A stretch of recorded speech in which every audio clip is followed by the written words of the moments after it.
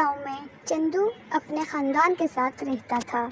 وہ بہت ایماندار اور محنتی تھا۔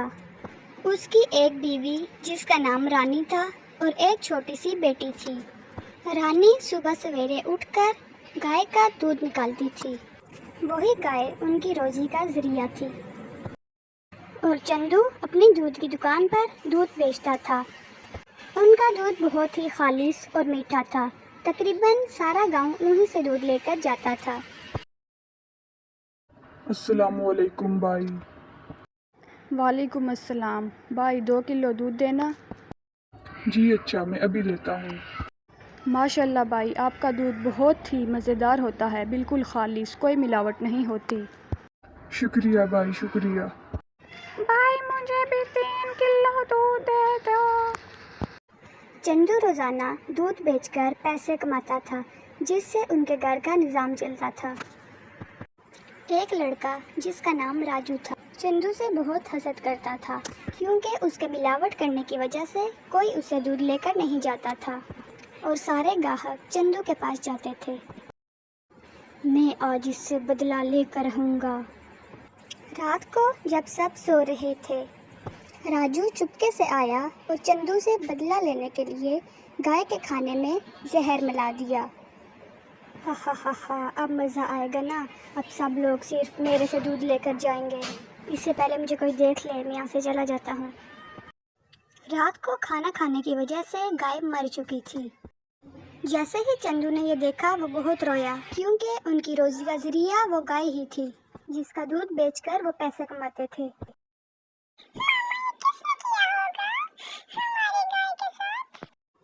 پتہ نہیں بیٹا، مجھے نہیں پتا۔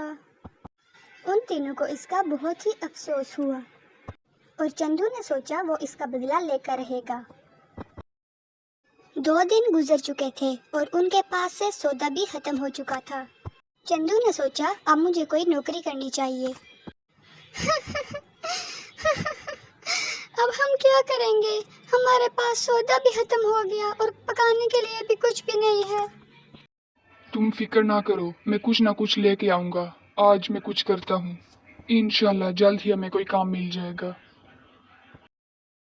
لیکن یہ کیسے ہوگا اتنے جلدی؟ سامان صرف آج کے دن کا رہ گیا ہے۔ میں ابھی ہی جا کے لے آتا ہوں۔ اس طرح چندو نوکری ڈھونڈنے کے لیے نکل گیا۔ وہ صبح سے شام تک نوکری کی تلاش میں ادھر ادھر پھرتا رہا کہ کہیں اس کو کوئی کام کے لیے جگہ مل جائے، لیکن پورا دن پھرنے کے بعد بھی اس کو کچھ نہ ملا اور وہ تھک ہار کر آخر گھر جانے لگا۔ پھر اس نے سوچا کیوں نہ جنگل میں جا کر لکڑیاں کاٹ کر پیسے کما لوں۔ اس طرح وہ جنگل میں نکل پڑا۔ اب شام ہو چکی تھی۔ چندو بہت تھک چکا تھا۔ اس کے پاس لکڑیاں کاٹنے کے لیے کوئی اوزار نہیں تھا، لیکن پھر بھی اس نے ہار نہیں مانی اور کہا میں کوئی کام ڈھونڈ کر ہی گھر جاؤں گا۔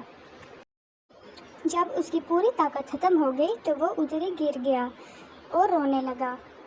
اچانک سے اسے ایک آواز سنائی دی۔ کون ہو تم اور کیوں رو رہے ہو؟ تم کون ہو؟ یہ درخت کے اندر سے کیسی آواز آ رہی ہے؟ تم ڈرو نہیں، میں ایک درخت ہوں جو لوگوں کی مدد کرتا ہوں۔ چندو نے اس کو سارا قصہ سنایا۔ اسی وقت وہاں پر ایک گائے آ گئی۔ یہ کیا ہے؟ یہ لو، یہ تمہارے لیے ایک گائے ہے جو 3 دن تک سونے کا دودھ دے گی اور اس کے بعد باقی گائے کی طرح سفید دودھ دے گی، لیکن اس کا دودھ بہت ہی میٹھا اور خالص ہوگا۔ بہت بہت شکریہ، میں آپ کا یہ احسان زندگی بھر یاد رکھوں گا۔ اسی طرح چندو گائے لے کر گھر آ گیا۔ چندو بہت خوش تھا اور گھر پہنچتے ہی اس نے رانی اور منی کو بلانا شروع کر دیا۔ رانی، منی، جلدی آؤ، دیکھو میں کیا لایا ہوں۔ منی بھاگتی بھاگتی باہر آئی۔ کیا ہوا بابا، کیا ہوا؟ کیا ہوا؟ کیا ہوا؟ یہ دیکھو، میں گائے لایا ہوں۔ لیکن بابا، یہ گائے آئی کہاں سے؟ ہاں، آپ کے پاس تو پیسے بھی نہیں تھے، آخر یہ آپ کہاں سے لائے؟ چندو نے ان دونوں کو سارا قصہ سنایا اور کہا جلدی سے اب اس کے لیے کھانا لے کے آؤ، ہم نے سونے کا دودھ نکالنا ہے۔ रानी गाय का दूध निकालने लगी और पीला पीला सोने का दूध निकलने लगा। ये देखकर रानी बहुत खुश हुई। चंदू वो दूध लेकर सोने की दुकान पर गया और जाकर दूध बेच आया और बदले में थैला भरकर पैसे ले आया। वो बहुत खुश था और घर पहुंचते ही उसने कहा, अरे अरे, ये देखो, इस दूध के हमें कितने ज्यादा पैसे मिले हैं। वाह, इतने ज्यादा पैसे! ये तो 1 साल के सौदे के लिए हमारे लिए काफी होंगे।